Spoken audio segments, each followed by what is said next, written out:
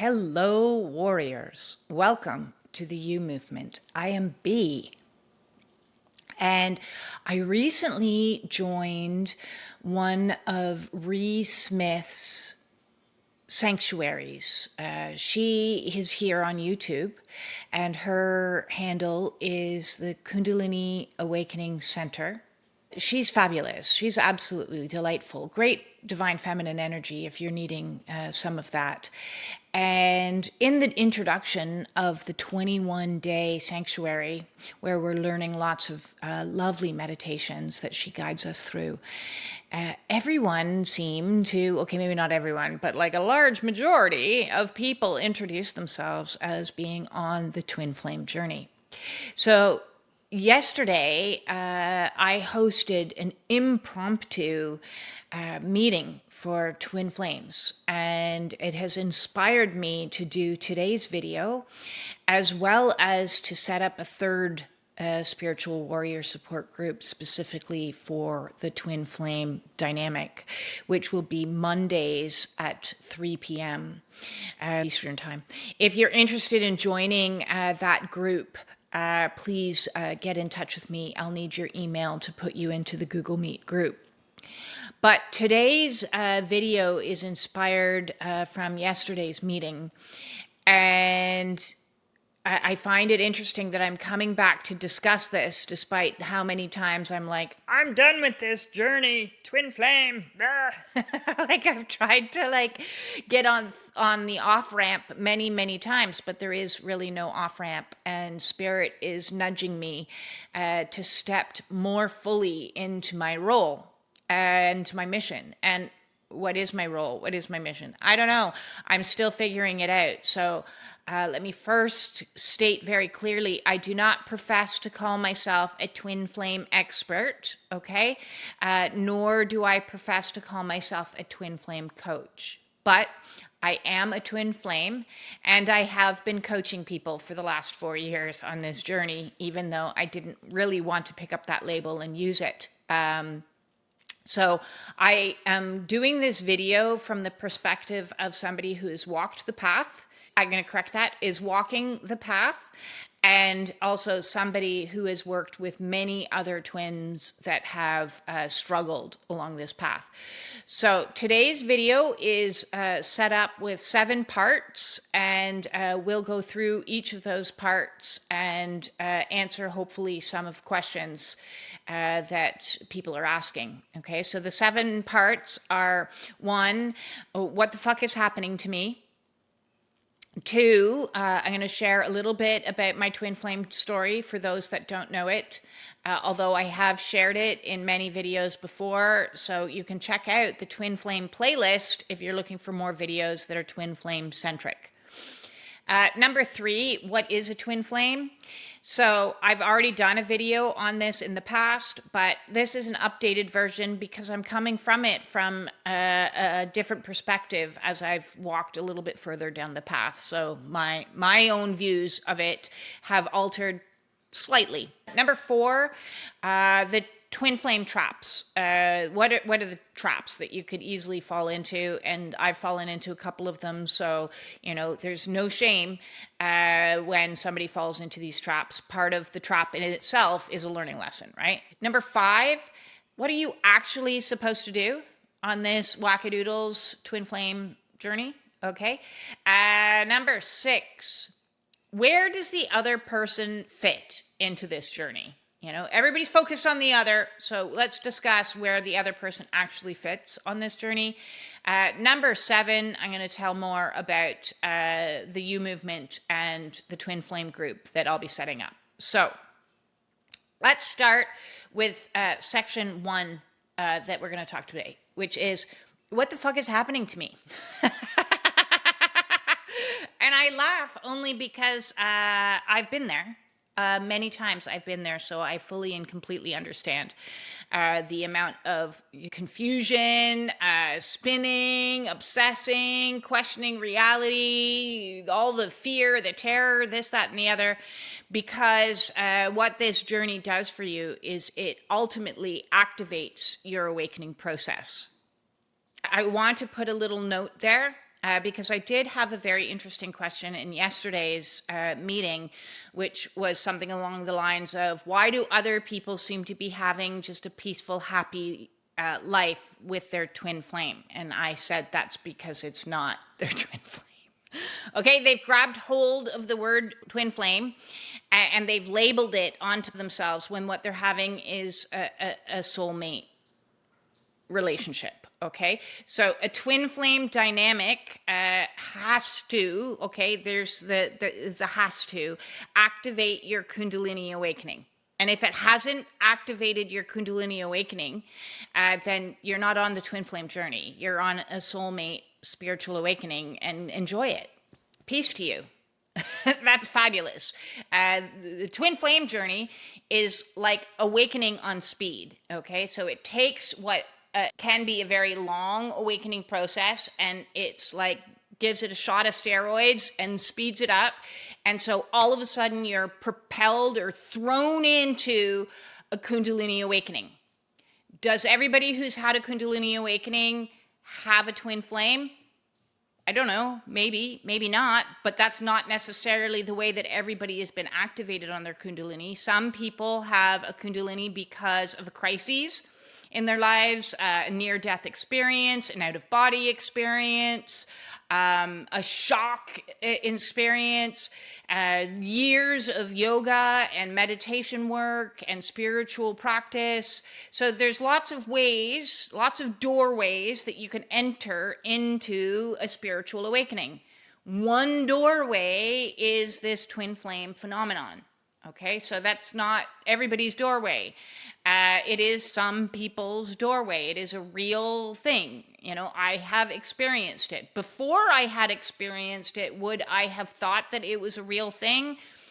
Well, actually, I did know about twin flames before because my background, I had a spiritual awakening about 26 years ago when I gave birth to my son. So a partial Kundalini rising. And that's when the world opened up to me and I started seeing things from a different perspective. I learned Reiki. I became a Reiki master. I learned about the chakra systems.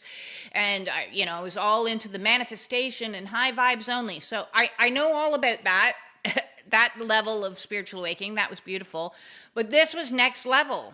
And this is a different thing than that. I will note, okay, that I was activated on my first spiritual awakening 26 years ago by my false twin. Okay, so there are such things as false twins. Keep that in mind as well, because I didn't have a full-blown Kundalini awakening, although I had an awakening. Okay, so, and there are some weird similarities between my false twin and my real twin. Very weird, but I'm not getting into that today. So when you have the Kundalini awakening, so there's three things I want you to look for to just check, am I a twin flame? Did you have soul recognition? And that's when you see yourself through somebody else. It's like, you are me. I recognize you. I know you. I don't know you, but I know you. Like, there's a sense of familiarity that like blows your mind. Did you have a heart activation? And not everyone, and I'll get into this in maybe other videos because I answered this in yesterday's video. Not everyone gets activated first from their heart. The divine feminine does. So did you have a heart activation? Did your heart blow open? Okay, that'll come later for the divine masculines, but the divine feminine at onset has a heart activation. It's like your heart cracks open, and I say crack because it's like, what the hell is happening to me? Your heart cracks open and you feel a level of divine love you've never experienced in your life. Okay, never. And then also you had a Kundalini. Okay, so you may not know that you had a Kundalini, but when you go and do some research on what a Kundalini is or what a Kundalini feels like, because it would be a release of energy that's stored in the sacrum and moves all the way up the spine and out the top of your head, and whoa, it can be an orgasmic experience, it can be an ecstasy experience, it can be the most crazy experience that you have that's not initiated by drugs. And then it immediately moves its way into activating the phases of your awakening. So afterwards, it's going to become kind of a dark experience when you move into Dark Night of the Soul. When I say Dark Night of the Soul, that's not a single solitary night. I was in Dark Night of the Soul for years. Okay, so for years. So those are the three qualifiers that you ask yourself if you're really asking, am I a twin flame? Am I on this twin flame journey? What is happening to me? Why can I not get this person out of my head?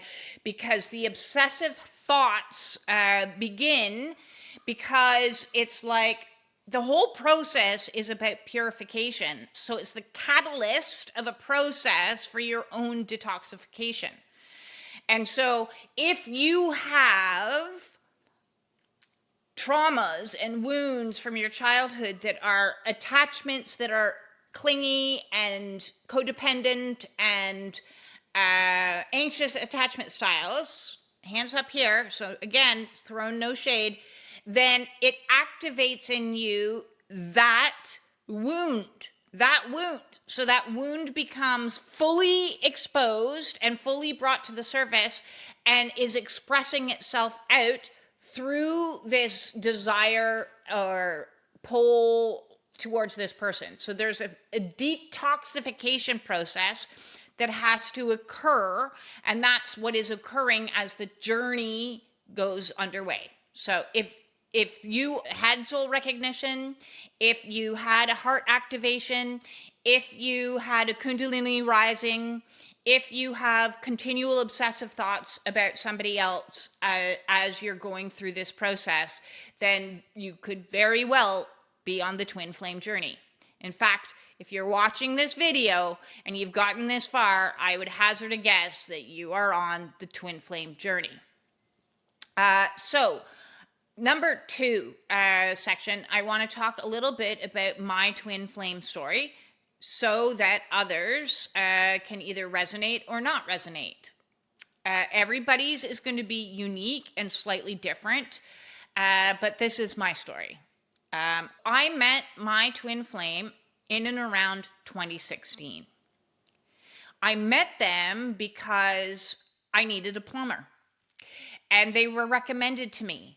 So first, I want to just point out that you will not find your twin if you're looking for them. It's a divine circumstance that comes along that just puts you in each other's lives that you're like, oh, that's weird. So there's just a side note on that. Okay. So I was looking for a plumber.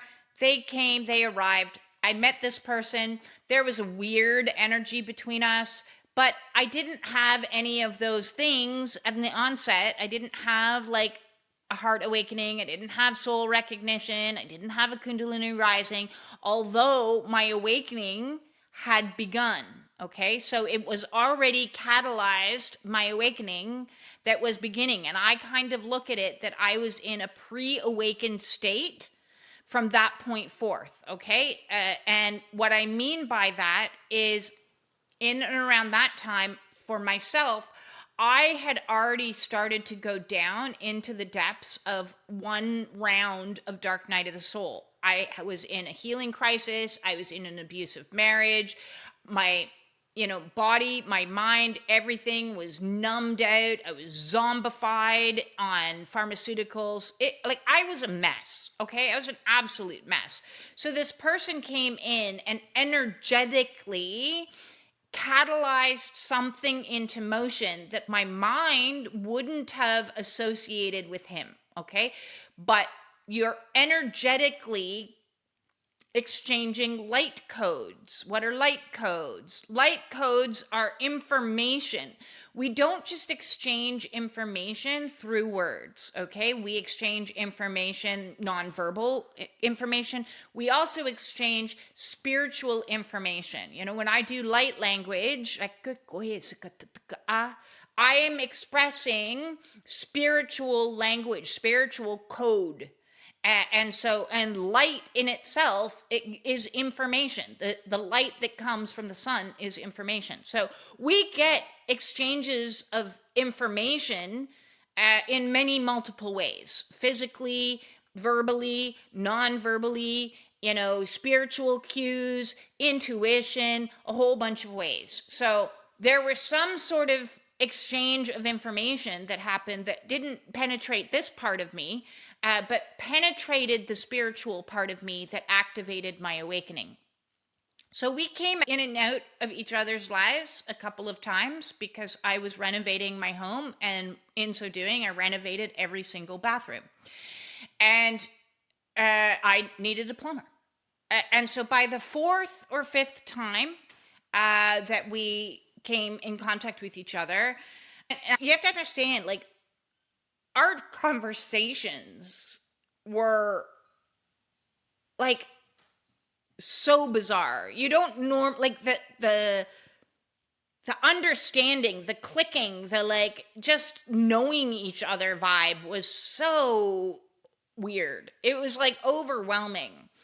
So in 2021, he came to do more work, and I handed him something. So there was a physical exchange of energy. And in so doing, it was like almost instantaneous. I looked up and I realized that he too had changed dramatically, like morphed from the time that I had first met him to the time that it ends. So from 2016 to 2021, he had gone through dramatic changes. Like he was a different person. And when I met him, I was like, oh my God, he's like morphed into my ideal man. Like, how is this even possible? Like, he'd grown his hair long. He's wearing a long, scraggly beard. Everybody who knows me knows I'm really into the beards. But, and I just looked at him and it was like, boom, heart opening. I am in love with this man. I was like, what is happening? I am in love with somebody. I barely even know them. I don't even know if I like them. Like, what is going on? But this heart opening. And so that propelled us into the bliss phase. So the bliss phase is when it just feels so incredibly awesome. We were exchanging information and talking to each other. And the next day, I had my Kundalini rising. I had a full Kundalini. And so I had the soul recognition, I had the heart opening, and I had the Kundalini rising. And so began the obsessive, like, oh my God, I am madly, deeply in love with this person. But for me, I was already married to somebody I shouldn't have been married to, but I was married nonetheless. And he was in his own relationship. So there was no room for a romantic relationship to grow. And, then what do? You're stuck in a situation where there's no room for growth. So he exited stage left and has gone and moved on. We had crossed paths a few more times. Sorry, there's a fly that is. We had crossed paths a few more times, I think 2 more times after that, but I've not seen him since 2022. Okay. And that was around the time that I began to like sink deeply into another round of very long, brutal, difficult, insane, crazy round of Dark Night of the Soul that lasted for years, because this catalyzed me to be motivated to start clearing and healing and everything else on the journey. So I was morphing, and I have one client that always describes it as like the movie The Fly, and that's funny that there's a fly flying around. But the movie The Fly, where Jeff Goldblum goes into the machine and begins to morph like the fly. And so my merging process, my purification process began. And in so doing, over those years from 2016 onwards, I let go of every single addiction that I previously had: drinking, smoking, pharmaceuticals, cannabis, sacred medicines, caffeine, overworking, people pleasing, codependent relationships, trauma bonds, sugar, gluten, dairy. You see the list, right? So I was already in this process where one thing after another had to go. Was that all because of him? No. That was because of my own health demanded that certain things be eliminated from my life, which actually includes the marriage, right? So for my very health, because if you saw my before pictures, your very health is influenced by toxic patterning and toxic people. Living in a toxic environment is toxic for your body. So that's why we go through a detoxification process on this awakening journey, because the whole point of it is to detoxify you. And that means detoxify your body from foods and substances that you shouldn't be using, detoxify your emotions from all the trauma that you're carrying that you haven't purged through, detoxify your ability to stand up for yourself and, get in your own personal power, detoxify relationships, detoxify jobs, detoxify, aka purify. It is a purification process. So it is kicked into action, your purification process. Why? Why does it do this? What is a twin flame? Why is this happening? But to be clear, this is my understanding from living this situation. I want to repeat again. Not something that I can prove or have scientific basis or anything else, but first, I want to say there is a difference, again, between a twin flame and a soulmate. Okay, so the twin flame activates your awakening, activates your kundalini, activates your detoxification process, activates your purification. A soulmate holds you when you're crying and takes you out for dinner and gives you nice cuddles and supports you and listens to you and loves you and everything else. I'm not saying that your twin doesn't love you. I'm just saying it's a very different vibe. So it is, because a soulmate is somebody that's going to kind of hold your hand as you go through this process. Where the twin flame comes in, and I view it a little bit like a teeter-totter system. Okay, so that's the technology. It's God's technology that works like a teeter-totter. And so when one is triggered and pushed down into shadow work, the other one is lifted, and this and this and this and this. And you notice I'm slowly rising up as the teeter-totter keeps going. Okay, so you keep triggering the bejesus out of each other, and that helps lift this situation. So it's rising your frequency into higher frequencies through purification, through doing the work. It demands of you that you do the work. What is the work? Inner child work, shadow work, trauma work, body work, detoxification work, cleaning up your life work, quitting bad jobs work, moving to new locations work. It is doing everything you need to do to bring you back into alignment with your highest self, with your soul self. Okay? A soulmate isn't bringing you back anywhere except comforting you. Well, unless it's like a karmic situation, and they're teaching you a lot of hard, difficult lessons. Okay, so be aware that these types of spiritual connections look different. And they're different for each person depending on your soul's contract. So your soul made a decision that you're going to come down to this escape room called Earth, and you're going to clear ancestral karma. You're going to clear cycles of toxicity and abuse and substance use. You're going to clear all that, and you're going to get yourself into a higher level of consciousness through experiencing suffering.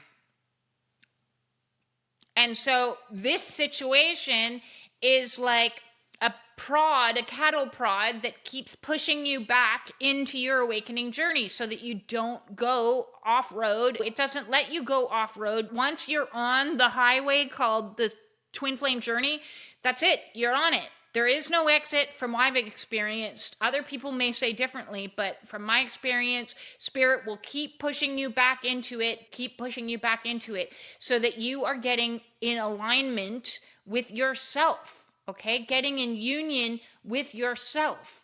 So everywhere that you have been out of alignment with your truth, you are going to be activated to get back into alignment with your truth. And your truth is not drinking. Your truth is not the job that you hate. Your truth is not the marriage that you stay in because financially it's a better decision.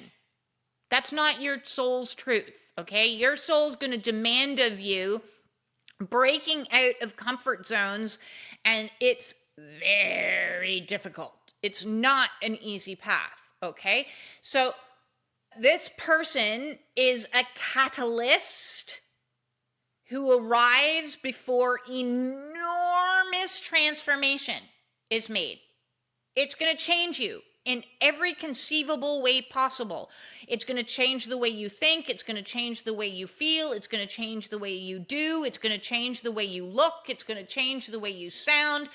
Just go back to my earlier videos and I'm not the same person, because I have died on this path so many times through ego death that I am not that person. Every time you let go of something that you are not, whether it is an idea, a belief, and I talked a good bit about this on my last video, please go check that out, about the veils of illusion dropping. Every time a veil of illusion drops and you're brought back into truth, you're going to go through ego death. And every time you go through ego death, another piece of you dies, and then a new sense of self gets born. A new you is created that is more in alignment with your soul. So I kind of look at it like loading, loading, loading. I'm 45% my soul self and 55% my ego self. Loading, loading, loading. Oh, I'm 78% me. Woo! Into my soul self. Loading, loading, and then you're 100% you. 100% you. That is what the twin flame is catalyzing you into, is you. Is to be fully and completely 100% you. Dismantling everything that is not you. And when I say dismantling, think of it like walking through hell. That's part of this process. And I have playlists on Dark Night of the Soul. I have playlists on the Void. I have playlists on emotions. I have playlists on everything you could possibly need on this journey, because I've been on the journey. Has what I believed at the beginning of this journey versus what the journey is now changed and shifted? Yes, absolutely. Because when I started on this journey, I was like, oh, I love this man. I want to be with this man. This man is the most, oh, he's fabulous. And so I'm off in the 5D realm, getting to know this higher self of his, because we see things and we know things, and that is all that mattered to me, okay? And so then I set off on a mission to figure out what even is this journey and where is he? Where has he gone, okay? You don't do the journey together. You don't. The whole point of them being gone is to trigger you and to create a place. And I kind of look at it like God has divided you up and put you in a penalty box and said, right, you both need to detoxify your shadow stuff. And so as you're doing your work, they're doing their work. And, you do that in separation. You don't do that, energetically, you're not in separation. Energetically, you're still exchanging light codes. You're still merging on the 5D, because once the activation has happened, it's like the veil that is separate disintegrates, and all of a sudden there's a merging of two energies. So you can look at it like one of those fancy oil and vinegar bottles that you turn upside down and there's a circle in it and it starts to blend and mix together. And when it starts to blend and mix together, oil and vinegar needs to be all shook up because it stays separate. It doesn't merge easily. So you need to all shake it all up so that it becomes unified. And so this process is like becoming all shook up. So more and more of your energy is exchanged with You, because they are you. They are just you in a different body. So the wholeness, and it's not like you're half of anything, okay? You are your whole, they are their whole, but you share the same soul. And so the soul came down to learn life lessons through polarization. So where one aspect of the soul is learning lessons from this viewpoint, the other aspect of soul is learning it from the polarity of it. So looking at it from the opposition. So where the divine feminine is in the energy of anxious attachment and codependency and neediness and chasing and wanting, the opposite polarity is the masculine energy. And when I say divine feminine and masculine, that doesn't mean that it's woman or man. Okay, a man can carry the polarity of divine feminine. A woman can carry the polarity of divine masculine. Okay, I've worked with many people, many females that are in the divine masculine energy, and I've worked with men that are in the divine feminine energy. So the polarity has nothing to do with your gender. Okay, so when I'm talking about masculine, feminine, I'm talking about the energetics. I'm not talking about gender. So the divine feminine energy is a chaser, has the wound of abandonment that's like, oh, please come back to me. I want you. I need you. Codependence. Where the opposite polarity is, I'm going to do it myself. Leave me alone.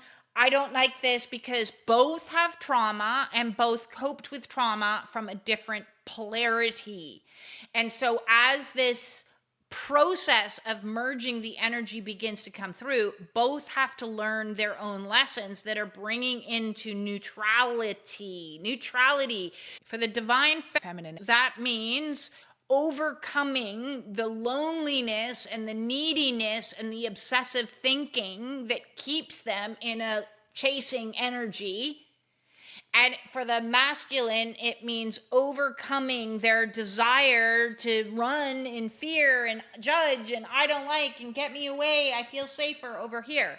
Because that is the push-pull dynamic, okay? And yes, you can exchange polarities. Polarities can, when you come in and all of a sudden you exchange polarity and you're like, oh, I don't want this person, I'm running. Or the masculine might be like, oh, I want you. So that polarity can exchange. You can be exchanging codes and exchanging information through the quantum field, or when you have meetings, or when a text message is sent. So the process is ongoing, even if you're not in like direct communication. It's still happening. It's still going on. The biggest thing under what is a twin flame is to remember that what they are showing you, what they are mirroring back to you. So even the word twin flame annoys me because it's a misnomer, and twin depicts the same, and it's not the same, it's opposite. Okay, a mirror image is the opposite, right? So anywhere that's out of alignment with soul is going to show up in oppositions, in opposite polarity, in duality, okay? And so anywhere that you are looking at them and saying, where are you? Why aren't you talking? Why aren't you this? Why aren't you that? Is the doorway for you to go, okay, what am I doing in this? What am I responsible for here? Where does the work need to be done? So think of it as like what's separating you. The only thing that's separating you is a mirror. Okay, you're getting a mirrored image back of what is keeping you outside of you. Does that make sense? Okay, if you imagine in your mind's eye that what is actually separating you is only a mirror, and so the closer you get yourself in alignment with yourself, then the closer that you're going to get to union with yourself. Okay? So everybody is all, ooh, union, I want union. Actually, this is so fabulous. Union is multiple layered, okay? Union isn't about a relationship. And that's one of the difficulties. So I'm going to get into that in the next thing, which is number 4, the twin flame traps. Okay, these are some traps that you could fall down in, and I'm trying to prevent you from falling in them. Union. Okay, number 1 trap. Everybody thinks union is divine partnership, and then you go and you get married and you live happily ever after, and you have heroes gamos, and you have the most amazing lovemaking ever. That may be so 5 years from now, 10 years from now, 20 years from now, no time in the future. You don't know, and nobody else knows either. Okay, so focus on the relationship is what's actually delaying the other unions, okay? Because there is no relationship, okay? That is the hook that keeps you chasing. And I did a funny cartoon the other day because I'm using a lot of cartoon to help me process through some emotions. And I did a cartoon of a bunch of divine feminists running around a racetrack chasing like a divine masculine that looks like a rabbit, just like the greyhounds chasing, running. What are you chasing? What are you following? You're chasing something that you believe to be true that isn't necessarily true. Right? Because the rabbit on a greyhound racetrack is a mechanical rabbit. It's not a real rabbit. But that's what we're doing. We're chasing this rabbit because we want union. Okay? So let's just let go of that for a minute and focus on what union actually is. Because union, first and foremost, has to be union with you. With you. Your own union. As I said, it's rising you into your soul self. So are you fully in union with you? Or are you still living lies? Is my first question that I would ask you. And what do I mean by living lies? Is, are you in a marriage that you're not particularly happy in? Are you in a job that you hate, but you're staying because of the benefits package? Are you doing things that you know you shouldn't be doing? Are you eating foods that are making you sick? Are you, what? Are you believing things that aren't really true? So there's my first question. Are you fully and completely in alignment with you? Not in alignment with your parents and what they think, or not in alignment with your culture and what it thinks, but in alignment with you, your soul self you. Are you in union with you? Are you in union with God? Okay, if you don't like the word God, it's only a label. If you don't like the word God and you'd rather use universe, source, creator, Allah, I don't care. I don't care what word you want to use. Are you in union with your soul? And are you in union with higher divine spirit? Whatever that looks like for you. Are you in union and completely surrendered that you are not in control of this journey, that you have zero control whatsoever, that there is a higher power at play that has now stepped up its game and is motivating you to get back into union with your soul self and with your spirit, with all of spirit? Okay, so are you in union with God? 3, are you in union with mission? And this one's kind of a tricky one, a trick question, because union with mission, well, you've really technically been in union with mission since day one. Okay, so if you're on the twin flame journey, your soul has already been doing all of its stuff that is part of its mission, getting born or adopted into certain families, experiencing horrific situations, going down horrible marriages and health conditions and, bullying, whatever else, all the traumas, that's all part of your soul's mission. So technically you've been in soul's mission since day one, right? And you're going to use all that information that you've gained in all those crappy situations to help get you into purpose. Divine purpose is your soul's calling, so it's like the phone rings, bring, bring, bring, and it's God on the other end, and it's saying, are you ready to take the call? And you're like, no, I like the comforts of my big screen TV and my boat. I don't want to give this stuff up. What are you talking about? And God's like, I don't care. It's coming for you, baby. And so then you're moved along so that you can get into alignment with your soul self, get into alignment with God, and get into alignment with God's purpose for you, which is, in my case, apparently to do a video on twin flames. If you asked me 5-6 years ago, would I be doing videos on Twin Flames, I would have laughed at you and said, no, that's not what I do. Same with, do I do Oracle? Am I a divine channel? Am I doing counseling for people going through spiritual emergence? No.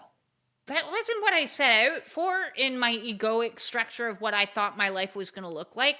Your life is not going to look like you thought your life was, because to be in service, which I gave of myself, I used my free will. So that control thing that I had, I used my free will to say, your will. That's how I used my free will. Your will be done. And from that point on, whatever came, I knew was in my highest and greatest good, even if it was horrible and miserable and the purification process was brutal. It was still all for my highest and greatest good, to bring me into alignment with soul so that I could be in greater service to people and show up on camera or in writing or doing cartoons or just taking a phone call from a friend. I could show up for people and be in service. Now, does purpose equal monetary compensation? No. It does not. That's not what being in purpose or in service means. It means sometimes helping a friend move. It means sometimes helping your friend with a newborn baby that they had a cesarean and needed help with the baby, and going and sleeping at their house. Yeah, done that too. It means sometimes giving most of your stuff to your soul kids so that they could set up an apartment. It means being in service, listening, showing up with compassion, being empathetic, caring about the world, caring about yourself. Okay, that's what being in service, that's what means being in purpose. It does not equate every single time to like, okay, I'm going to give you something and you're going to now give me monetary compensation. A lot of people that I work with don't have the funds to pay me squat. And I'm like, that's okay. That's absolutely okay. I've done many free counseling sessions. I look at it as a part of the Melissa Spearing Seed of Hope initiative that I hope to one day make a foundation out of. And so that I can prevent people from making permanent decisions for temporary problems. That to me is being in service. Saving people's lives, that doesn't come with a price tag. That comes with the knowing that I have done something good for humanity. So I really wanted to stress that, because being in service is something that people get all kind of confused. They think of themselves as, reading tarot cards and the money's just going to fall in and this, that, and the other. That's maybe not what it looks like. Okay, you may be drawn into teaching children swimming, and through that swimming lessons, you're helping the next generation of beautiful neurodivergent children, starseeds, indigos, crystal children, reach their highest potential and exchanging light codes. I go back to every interaction you have with any human being ever, anywhere. There is more going on spiritually than the conversation that you are having, right? So even at the grocery store, you're there and certain things are happening in the 3D reality. Meanwhile, in the 5D reality, there's codes being exchanged, there's activations happening, there's any number of other things that's going on. So let's move on to the next twin flame.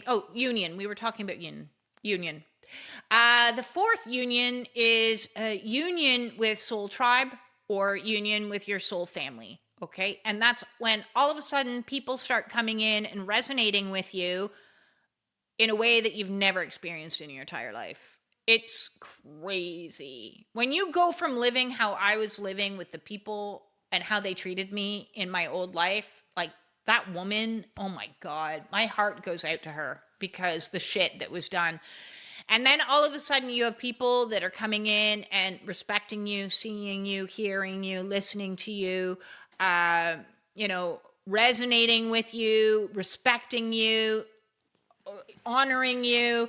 It's all kinds of different. And so it came as like a big shock to my system when, after I had the experience where I surrendered to God and I said, your will. All of a sudden, I started becoming like a lighthouse, just like other twin flames would just find me. I didn't have any contact with any twin flames before my own experience. And then afterwards, all of a sudden, every single person I am meeting is like on the twin flame journey. So I'm like this twin flame magnet, and they just find me from all over the world in the weirdest of ways. They just find me. And it is beautiful. Okay. So a lot of the journey is crappy, but this part of the journey is, oh my God, it's like the angels singing, and it is so wonderful and heavenly when you have these connections. Does that mean that these connections come in and stay? No, they still have their own soul work to do. So I have connections that have come in and then connections that have to go back out and do the work. Will they probably come in at a later stage? Yeah, maybe. Some of them, maybe not. It all depends on the soul's contract. So we come in, we exchange information, and on the 5D, that doesn't mean you understand what the information is. You are doing things, you come back out. So you're energizing each other, and now we're triggering not just a two-way kind of relationship. Now we're building, it's like the flower of life. We're building connections more and more. It's just building, building, building. And soul tribe, when you meet people after living your life in darkness and you meet people that resonate and mirror back to you lightness, it is the most beautiful thing. It is such a blessing. It is an absolute miracle.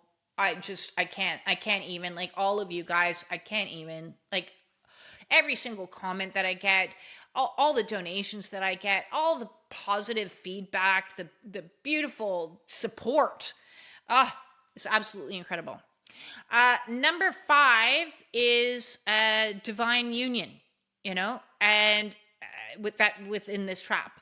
And so some people do, after all the purification and all the healing work, some people do get into divine union. Am I in divine union?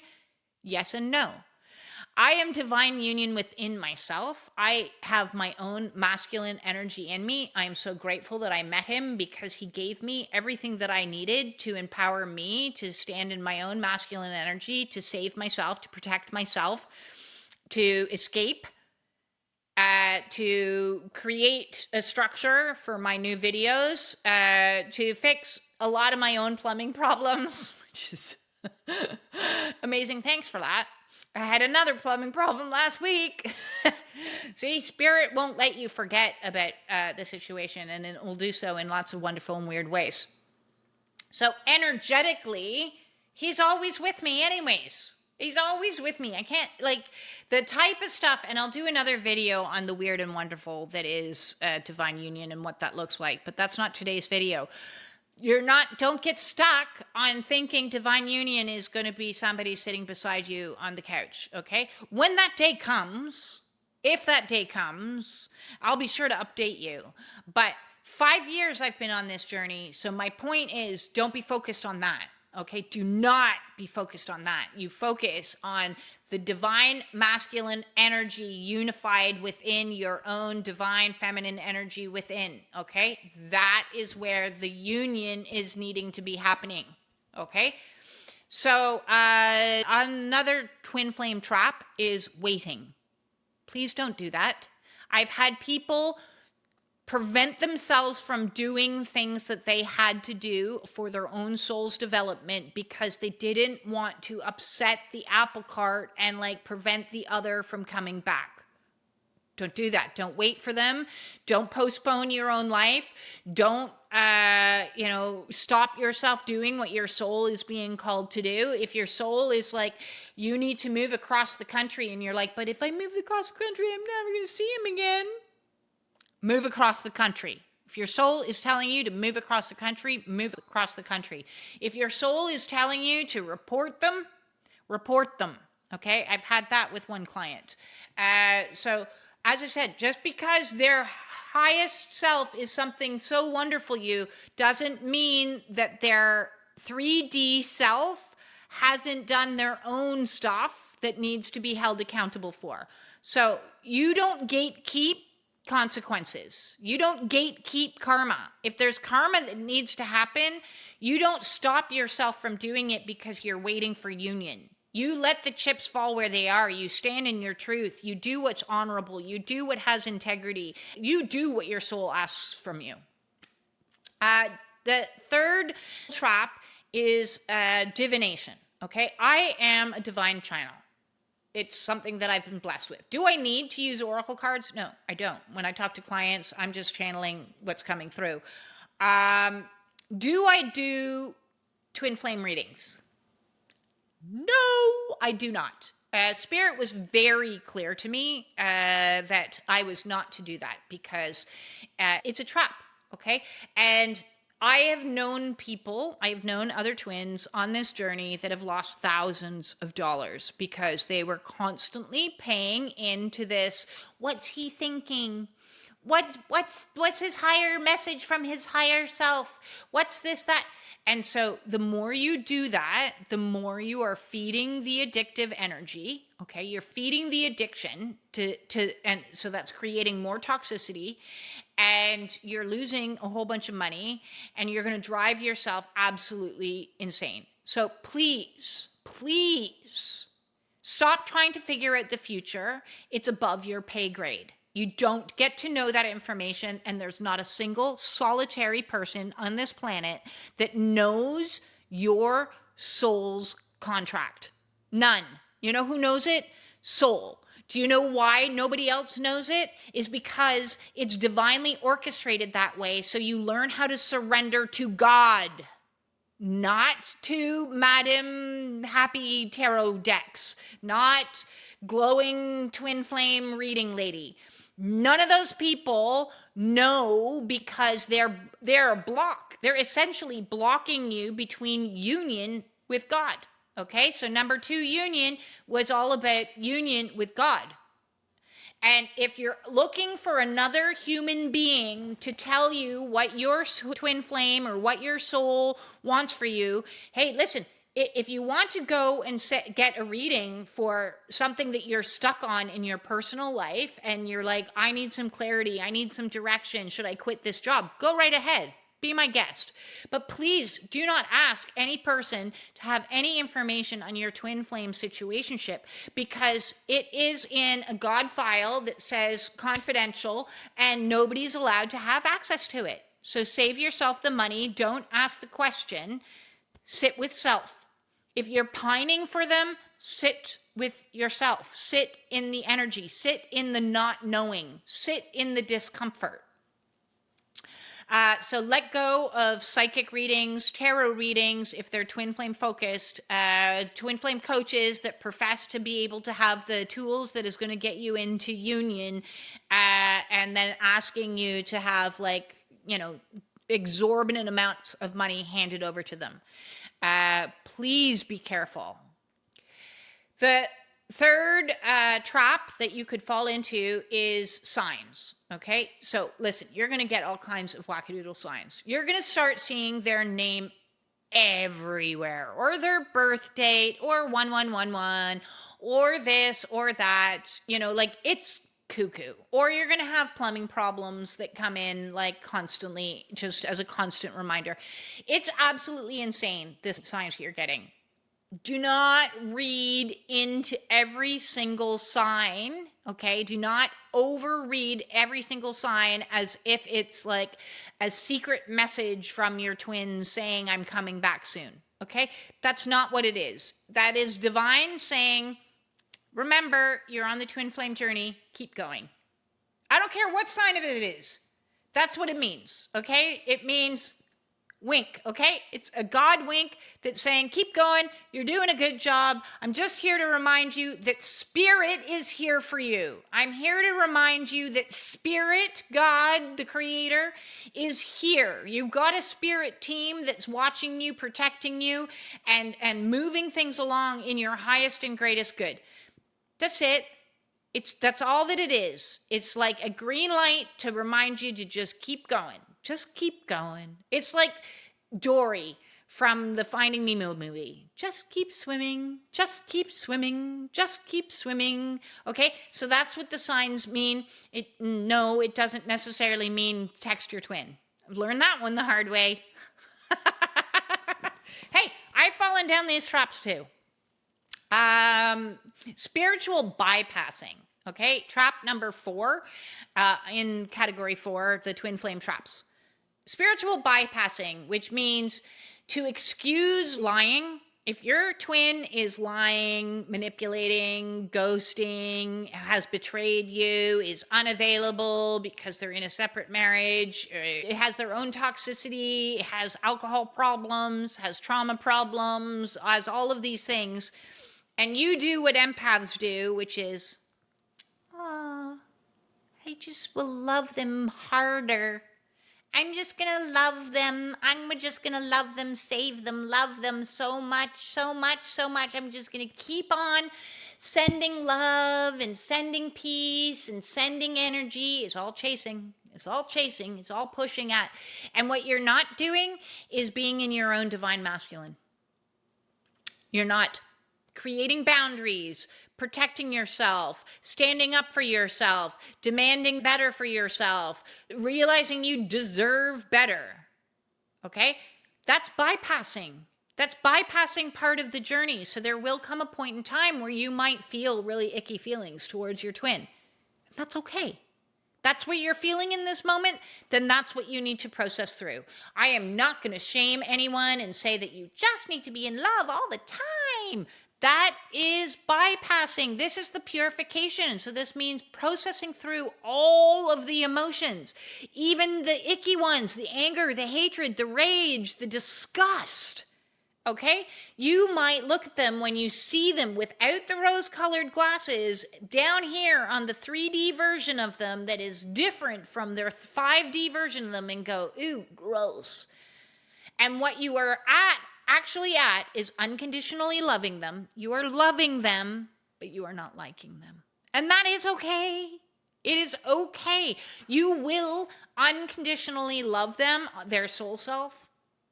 You can't stop.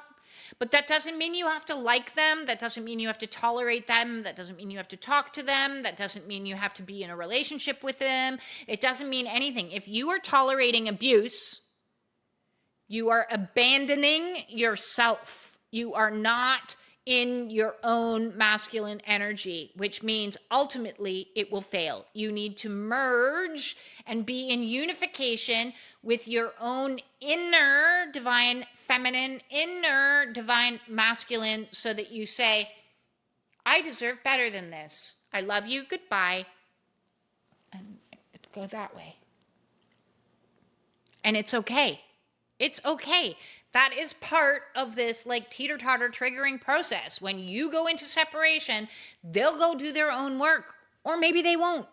You don't get to control it. You have zero control over it. Sending them more good juju and good vibes isn't going to get them to do the healing work that they need. Okay? It's just not. Chasing.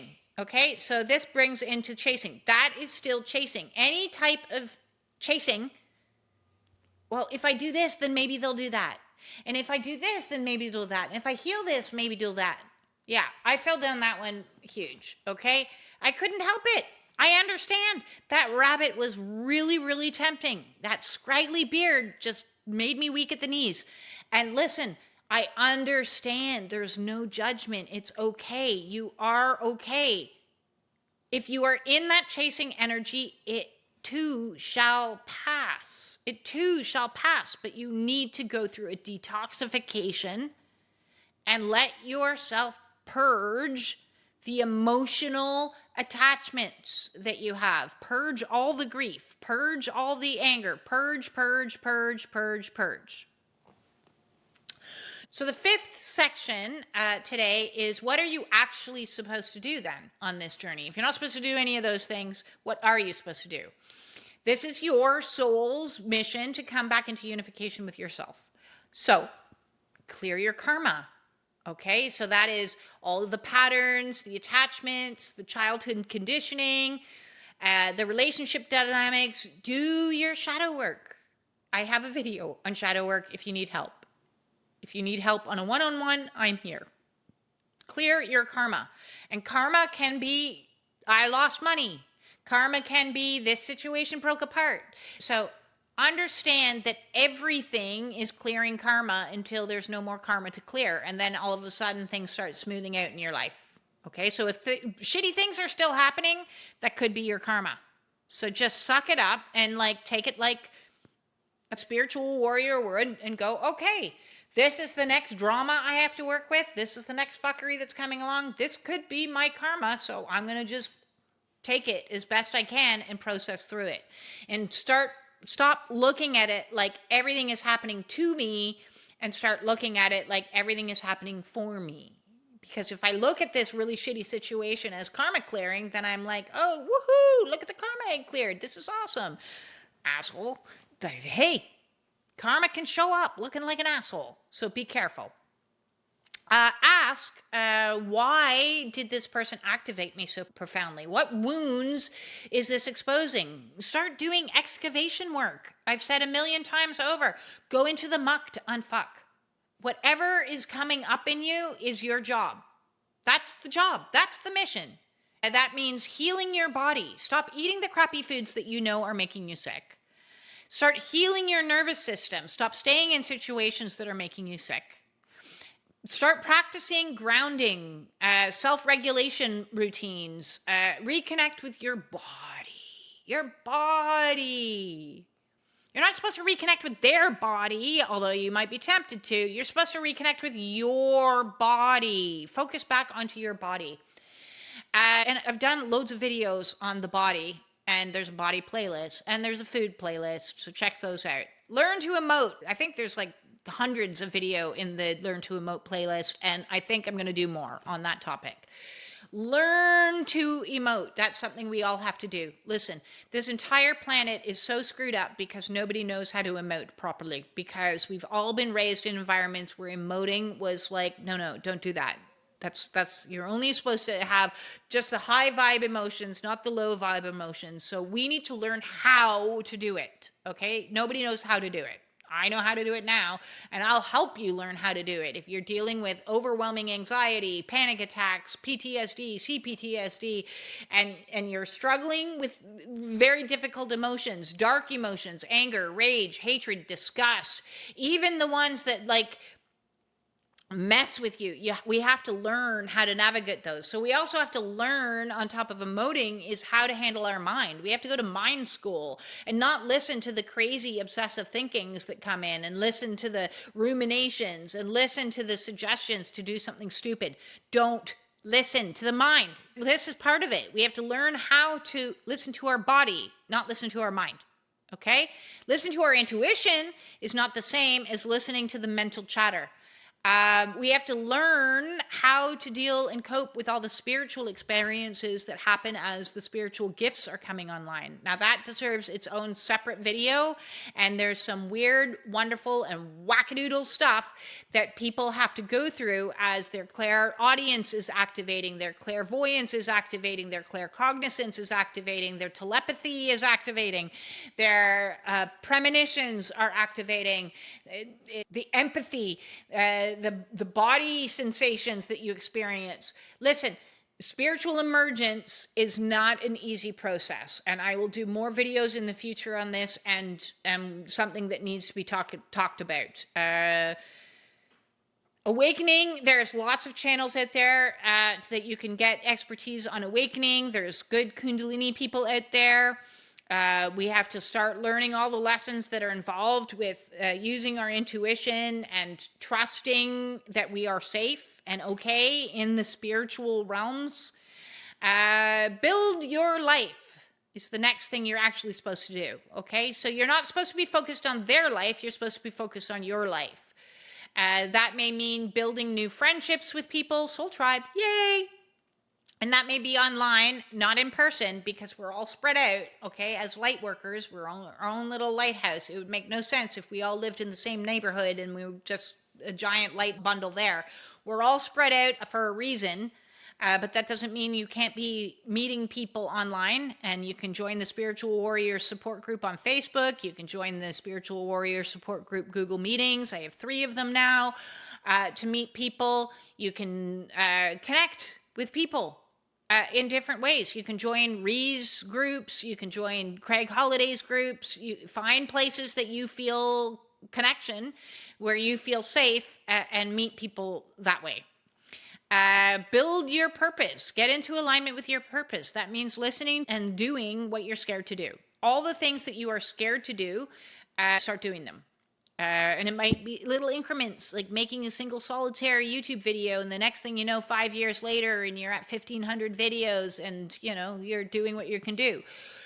Get creative when you have the impulse to be creative. I'm getting creative throughout my awakening process. I've done writing, I've done poetry, I'm doing cartoons now. I've built myself an oracle deck. I need to bring it to market. I'm still working on my book. Get creative where you can. Get a job that you want to have, not a job. Maybe that's building a job. Maybe the job doesn't even exist yet. Okay.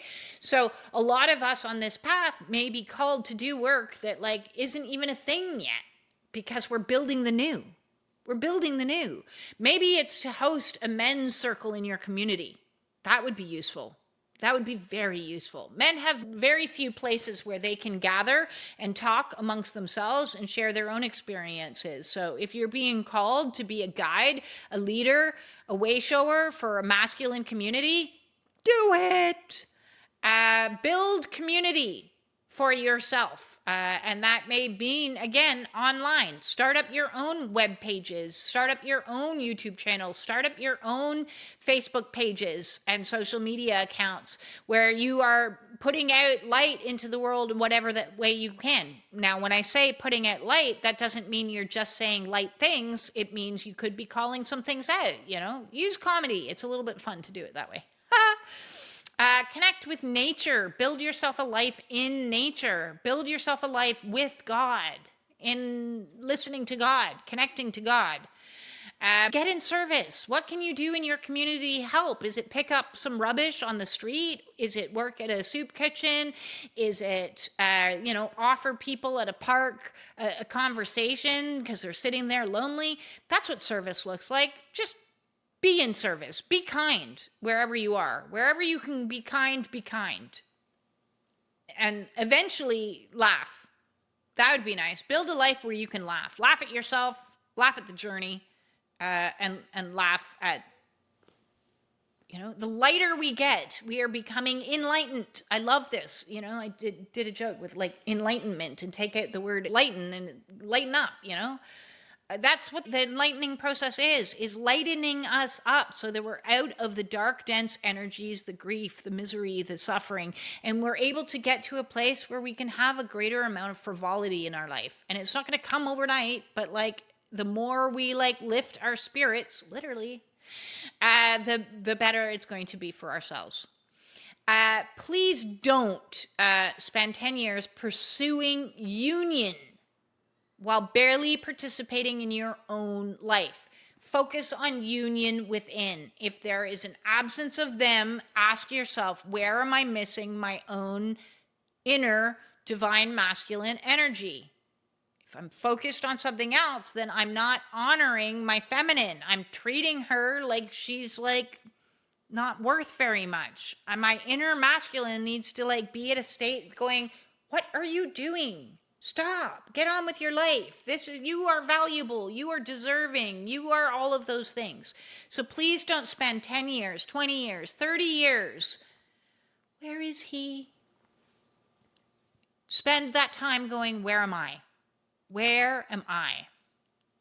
The 6th category that I want to talk about today, and this is a crazy long video, and it's 111, that's hilarious, is where does the other person fit in this? Okay, so everybody wants to know, what is the divine masculine doing? What's he up to? Is he doing his work? So I'm going to give you the closest answer to truth that I can possibly give you. It's none of your fucking business. There, that's section 6.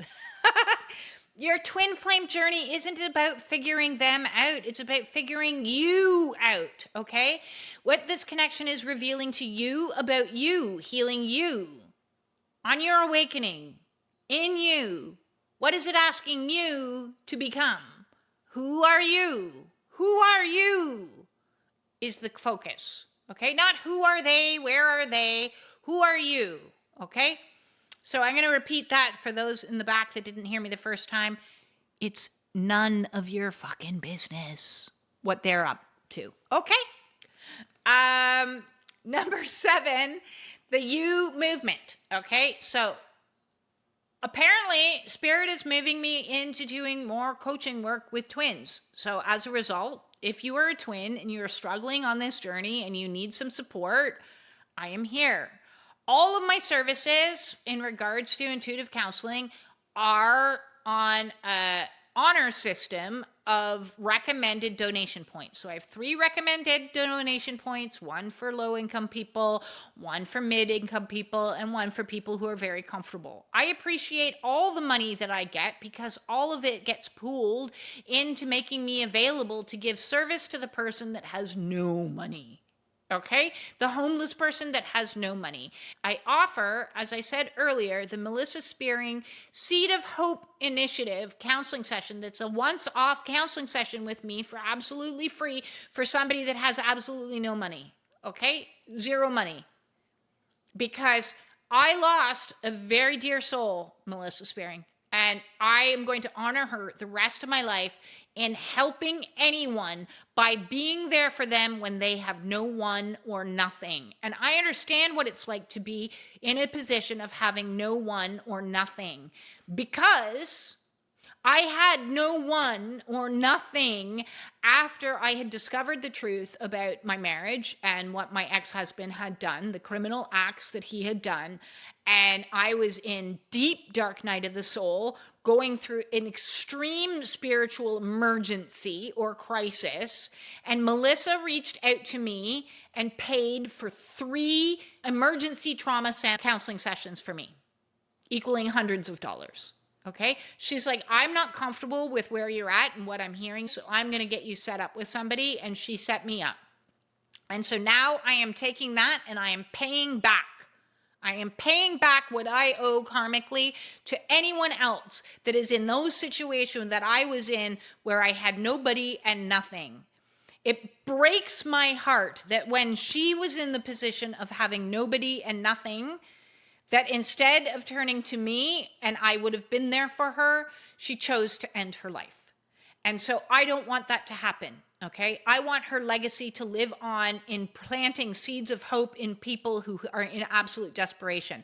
So when I offer my counseling session or my group works by donation based, the bigger donation that you give is not just about supporting me, it is about supporting somebody who is absolutely desperate and has nobody to turn to and nowhere to go.